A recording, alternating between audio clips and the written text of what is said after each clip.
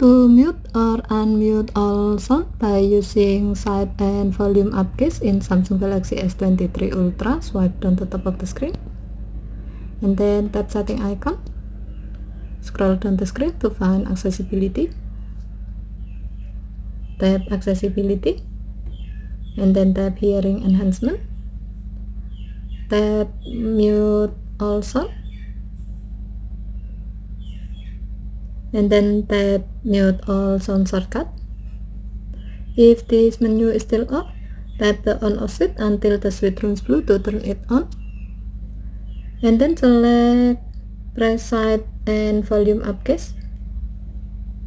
Next, you can enable mute all sound feature by pressing side and volume up keys at the same time,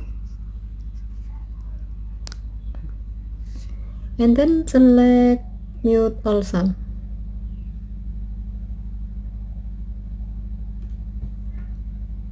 While you are muting all sound, you cannot use volume button to adjust the volume level, and you are only be able to put your phone in the silent or vibrate mode.